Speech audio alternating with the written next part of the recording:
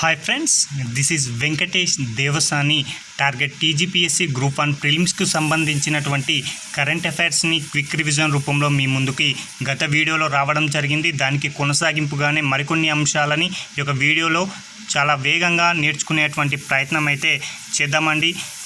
నేను చెప్పేది కాస్త వేగంగా ఉంటుంది, కానీ ఇదంతా కూడా మీకు గతంలోనే చెప్పింది కాబట్టి మీకు ఎక్కువగా రివిజన్ పర్పస్లో ఉండాలి అనేటువంటి ఉద్దేశంతో చాలా ఫాస్ట్గా చెప్పడం జరుగుతుంది. కాబట్టి అర్థం చేసుకోండి.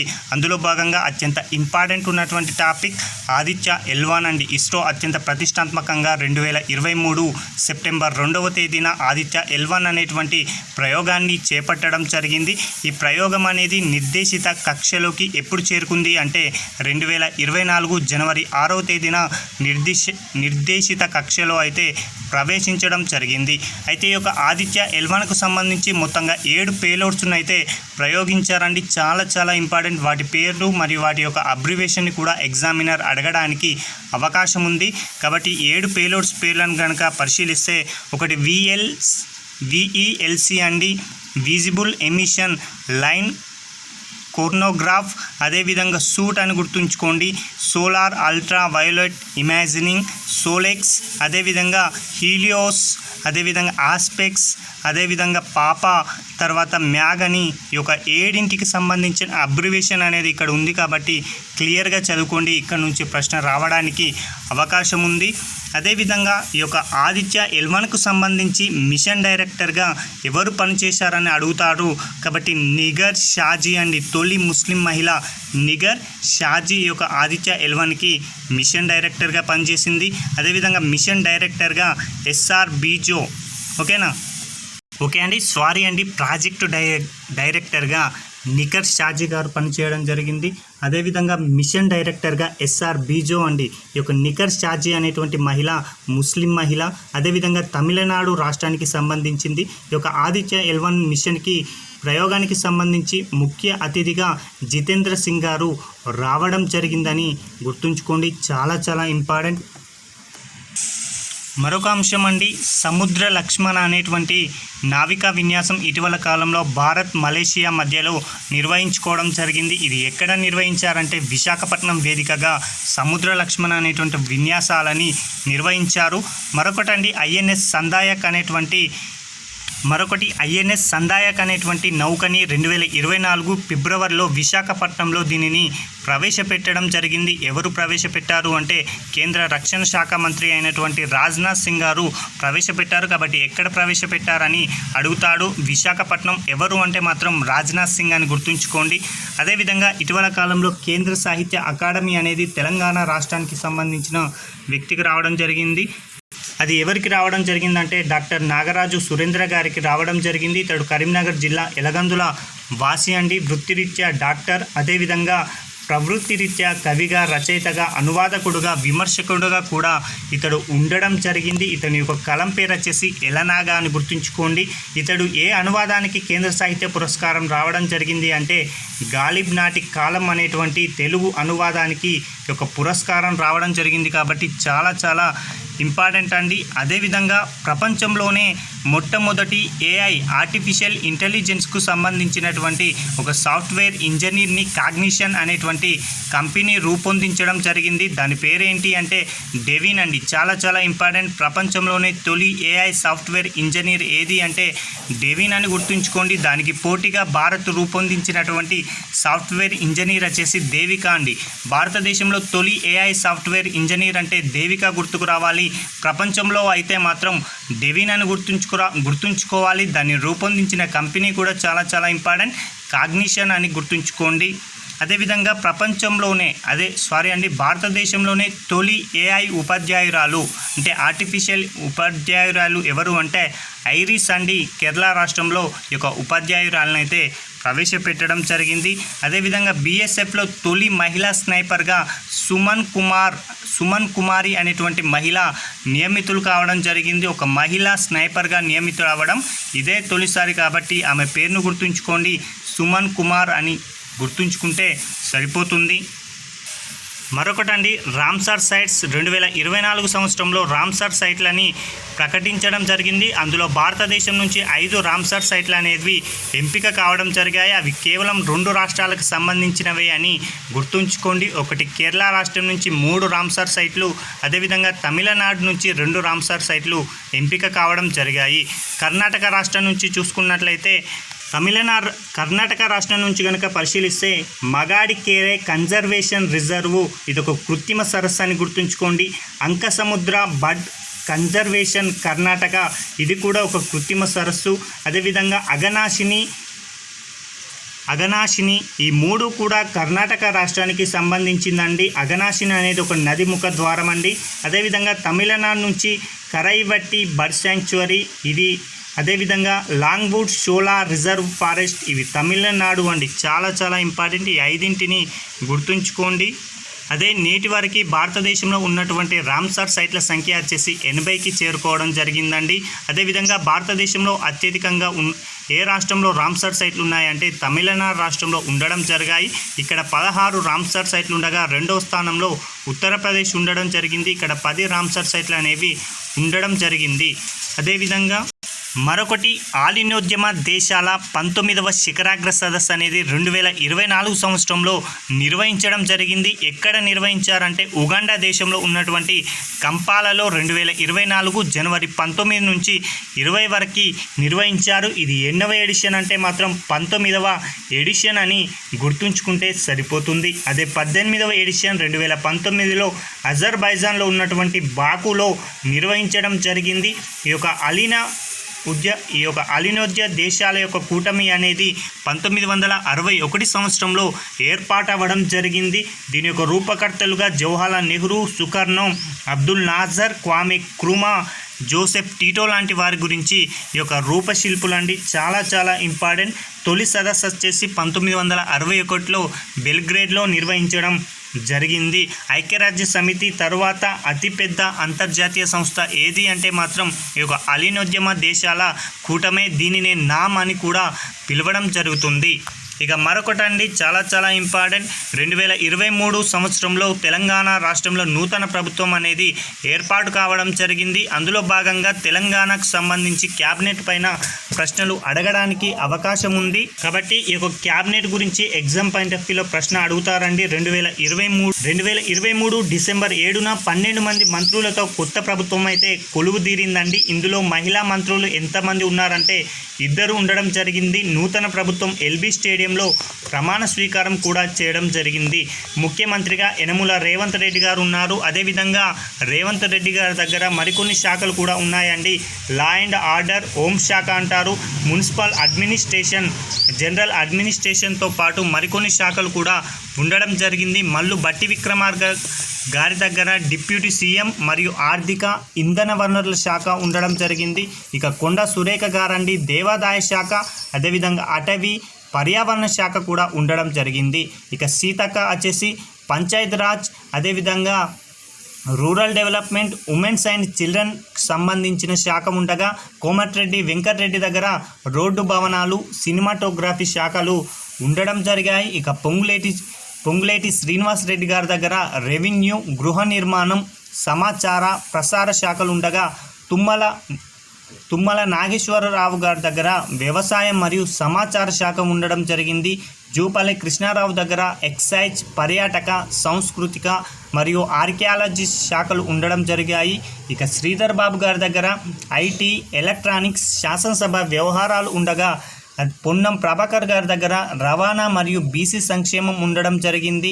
ఇక దామోదర రాజనరసింహ గారి దగ్గర ఆరోగ్యం, కుటుంబ మరియు సైన్స్ అండ్ టెక్నాలజీ శాఖలు ఉండగా ఉత్తమ్ కుమార్ రెడ్డి గారి దగ్గర నీటిపారుదల మరియు ఆహార సరఫరాలు అనేటువంటి శాఖలు అయితే ఉండడం జరిగింది. ఇక్కడ నుంచి ఒక ప్రశ్న వచ్చి జతపరచమని అడగడానికి అవకాశం ఉంది. కాబట్టి ఈ యొక్క 12 మంది సంబంధించిన వారి శాఖలను అయితే తప్పనిసరిగా గుర్తుంచుకోండి. తప్పనిసరిగా ఇక్కడ నుంచి మార్కు రావడానికి అవకాశం ఉంది.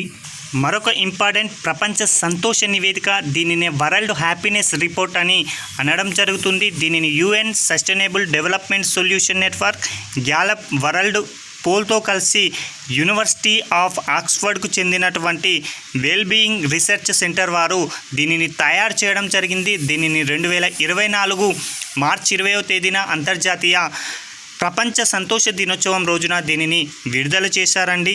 అదేవిధంగా ఇందులో మొత్తంగా 143 దేశాలను పరిగణలోకి తీసుకొని ఈ యొక్క నివేదికనైతే రూపొందించారు.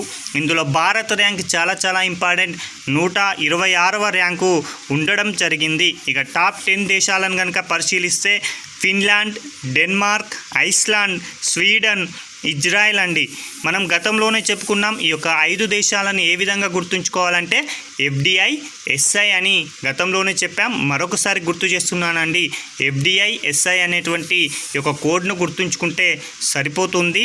ఇందులో ప్రపంచ సంతోష దినోత్సవం ఈ యొక్క నివేదికలో మొదటి స్థానంలో ఫిన్లాండ్ దేశం నిలవడం ఇది 7వసారి అండి. చాలా ఇంపార్టెంట్. 7వసారి ప్రపంచ సంతోష సూచీలో ఫిన్లాండ్ అనేది మొదటి స్థానంలో నిలిచింది.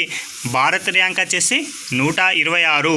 ఇక చివరి స్థానాలలో 143వ స్థానంలో ఆఫ్ఘనిస్తాన్, 142వ స్థానంలో లెబనాన్, 141వ స్థానంలో లెసోదో, 140లో సియెరా లియోన్ లాంటి దేశాలు చిట్ట చివరి స్థానాల్లో నిలవడం జరిగింది.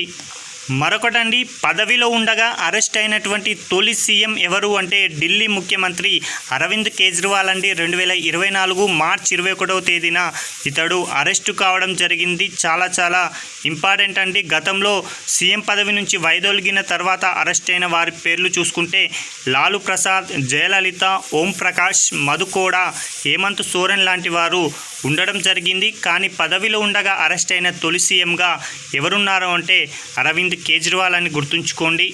మరొకటండి, అత్యంత ఇంపార్టెంట్ ఉన్నటువంటి ఆపరేషన్ ఇంద్రావతి అండి.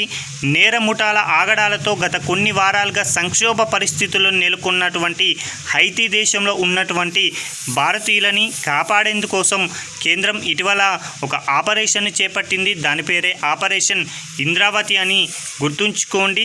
ఈ యొక్క హైతీ దేశంలో ఉన్నటువంటి వారిని మొదటగా డొమినిక్ రిపబ్లిక్ దేశానికి తరలిస్తారు. దీనికి పెట్టిన పేరే ఆపరేషన్ ఇంద్రావతి.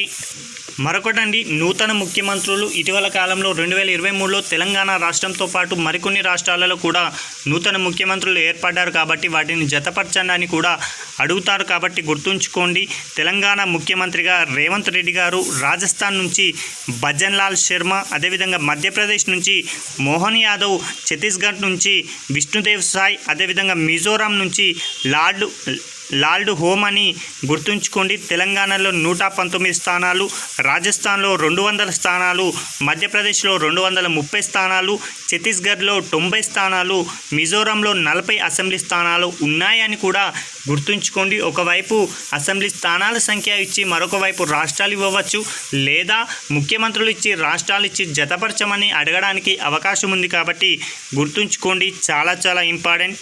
మరొకటండి, తెలంగాణ రాష్ట్ర శాసనసభ ఎన్నికల గురించి కూడా పరిశీలిద్దామండి. 2023లో తెలంగాణ రాష్ట్ర శాసనసభ ఎన్నికలు అనేవి నిర్వహించడం జరిగింది. ప్రస్తుతం తెలంగాణలో ఎస్సీ అసెంబ్లీ స్థానాలు ఎన్నున్నాయి, ఎస్టీ అసెంబ్లీ స్థానాలు ఎన్నున్నాయి, లోక్సభ ఎన్నున్నాయి, రాజ్యసభ ఎన్నున్నాయి కూడా మనకి తెలిసి ఉండాలి.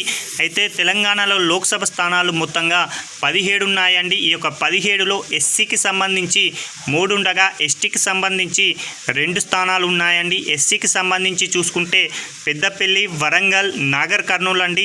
ఎస్టీకి వచ్చేసి ఆదిలాబాద్, మహబూబాద్ అని గుర్తుంచుకోండి. ఇక రాజ్యసభ స్థానాలను కనుక పరిశీలిస్తే 7 ఉన్నాయండి. ఈ యొక్క 7తో పాటు ఈ యొక్క 7 సంఖ్యతో మరికొన్ని రాష్ట్రాలలో కూడా రాజ్యసభ స్థానాలు ఉన్నాయి. మన తెలంగాణలో 7 రాజ్యసభ స్థానాలు ఉన్నాయి. అదేవిధంగా అస్సాంలో కూడా 7 రాజ్యసభ స్థానాలు ఉన్నాయి.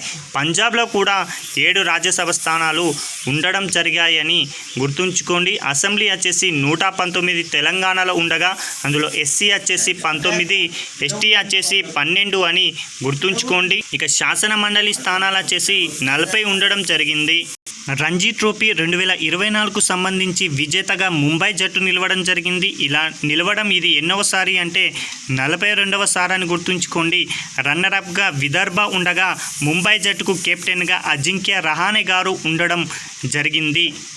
అదేవిధంగా సరస్వతి సమ్మాన్ పురస్కారం 2023 ఇది ఎవరికి వచ్చిందంటే కేరళ కవి అయినటువంటి ప్రభావర్మ గారికి రావడం జరిగింది. ఏ పుస్తకానికి రావడం జరిగిందంటే రౌద్ర సాత్వికం అనేటువంటి నవల అని గుర్తుంచుకుంటే సరిపోతుంది. మరొకరండి, ఇటీవల వార్తల్లో నిలిచిన ముఖ్యమంత్రి నాయబ్ సింగ్ గారండి 2024 మార్చి 12వ తేదీన హర్యానా రాష్ట్రానికి నూతన ముఖ్యమంత్రిగా బాధ్యతలనైతే చేపట్టడం జరిగింది. గత వరకు కూడా ముఖ్యమంత్రిగా ఉన్నటువంటి మనోహర్ లాల్ ఖట్టర్ కొన్ని కారణాల చేత రాజీనామా చేయడంతో హర్యానా ముఖ్యమంత్రిగా నాయబ్ సింగ్ సైని గారు నియమితులు కావడం జరిగింది. మరొకటండి, డాక్టర్ సుధా నారాయణమూర్తి గారు ఇన్ఫోసిస్ సహ వ్యవస్థాపకురాలు. ఈమె రచయిత్రిగా కూడా తన యొక్క సేవలను అయితే అందించడం జరిగింది. రాష్ట్రపతి ద్రౌపది ముర్ము గారు ఈమెని ఇటీవల కాలంలో రాజ్యసభకు నామినేట్ చేయడం జరిగింది. ఎందుకోసమంటే ఈమె సామాజిక మరియు విద్యా రంగాలలో అందిస్తున్నటువంటి సేవలకు గుర్తింపుగా ఆమెని రాజ్యసభకైతే నామినేట్ చేశారు. చాలా చాలా ఇంపార్టెంట్ అండి.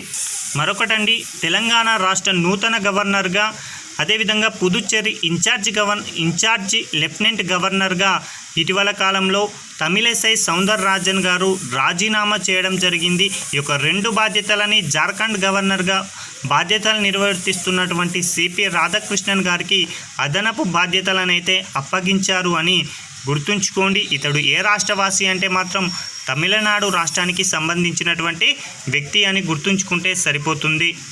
మరొక అంశం అండి, రష్యా అధ్యక్షుడిగా వ్లాదిమిర్ పుతిన్ గారు 5వసారి ఇటీవల కాలంలో ఎన్నిక కావడం జరిగింది. కాబట్టి ఈ యొక్క అంశం కూడా గుర్తుంచుకోండి. చాలా చాలా ఇంపార్టెంట్ అండి. 87.29% ఓట్లను అతను సాధించడం జరిగింది.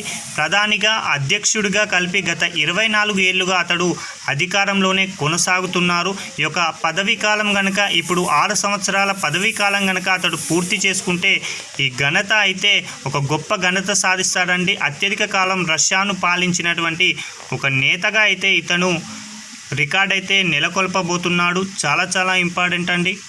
మరొక అంశం అండి, ఇటీవల కాలంలో హిమాచల్ ప్రదేశ్ రాష్ట్రంలో పీచు మిఠాయిపై నిషేధం విధించడం జరిగింది. ఎందుకోసం అంటే వీటి తయారీకి రొడామైన్ బి అనేటువంటి ఫుడ్ కాలర్ని ఏజెంట్లు వాడుతున్నారని, ఇది ప్రజల యొక్క ఆరోగ్యం పైన చెడు ప్రభావం చూపుతుందని ఈ యొక్క హిమాచల్ ప్రదేశ్ రాష్ట్రం అయితే దీనిని నిషేధించడం జరిగింది. ఇదివరకే భారతదేశంలో ఉన్నటువంటి కర్ణాటక, తమిళనాడు, పుదుచ్చేరి ప్రభుత్వాలు ఈ యొక్క పీచు మిఠాయి పైన నిషేధం అయితే విధించారండి. అదేవిధంగా ట్రయంఫ్ విన్యాసం, ఇది భారత్ అమెరికా సంయుక్తంగా నిర్వహిస్తుంది. తూర్పు నౌకాదళ ప్రధాన కేంద్రమైనటువంటి విశాఖ కేంద్రంగా దీనిని 2 దశల్లో ఈ యొక్క విన్యాసాలను నిర్వర్తిస్తున్నారు. మొదటగా 18 నుంచి 25 వరకు ఓకేనా హార్బేజ్ ఫేజ్ విన్యాసాలు నిర్వహించారు. అదేవిధంగా తర్వాత సీ ఫేజ్ విన్యాసాలు కూడా నిర్వహించడం జరిగింది. నేషనల్ ఐకాన్గా శీతల్ దేవి అండి.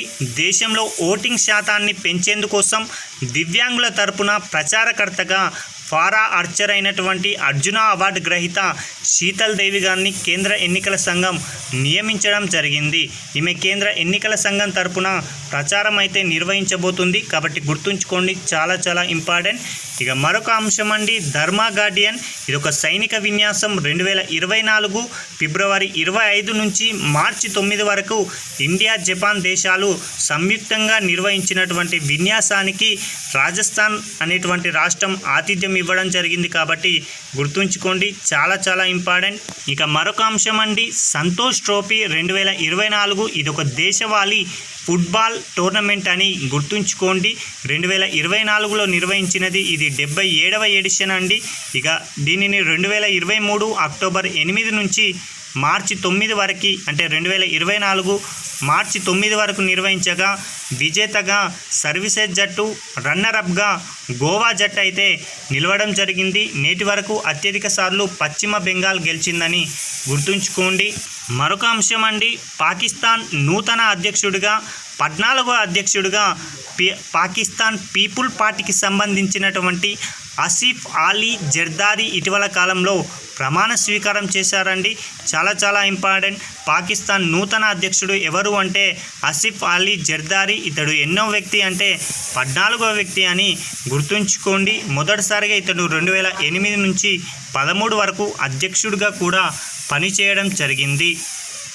మరొకటండి, ఎన్ఐఏ నేషనల్ ఇన్వెస్టిగేషన్ ఏజెన్సీకి సంబంధించి నూతన డైరెక్టర్ జనరల్గా సదానంద్ తన్సత్ అనేటువంటి వ్యక్తి నియమితులు కావడం జరిగింది. చాలా ఇంపార్టెంట్, గుర్తుంచుకోండి. మరొక అంశం అండి, జాతీయ మహిళల హాకీ ఛాంపియన్ 2024 దీనిని ఎవరు గెలుచుకున్నారు అంటే హర్యానా రాష్ట్రం అనేది సొంతం చేసుకుంది. ఫైనల్లో మహారాష్ట్రని ఓడించిందండి. చాలా ఇంపార్టెంట్. విజేత ఎవరు అంటే హర్యానా, రన్నరప్ ఎవరు అంటే మహారాష్ట్ర అని గుర్తుంచుకోండి. మరొకరండి, ఐర్లాండ్ నూతన ప్రధానిగా సైమన్ హ్యారిస్ అనేటువంటి వ్యక్తి నియమితులు కావడం జరిగింది. అతి చిన్న వయసులోనే ఐర్లాండ్కి ప్రధానిగా బాధ్యతలను చేపట్టారండి. ఐర్లాండ్ ప్రధానిగా పనిచేస్తున్నటువంటి లియో వడెడ్కర్, ఇతడు భారత సంతతికి చెందిన వ్యక్తి, ఇటీవల రాజీనామా చేయడంతో ఖాళీ అయినటువంటి స్థానంలో ఈ యొక్క సైమన్ హ్యారిస్ను అయితే నియమించడం జరిగింది.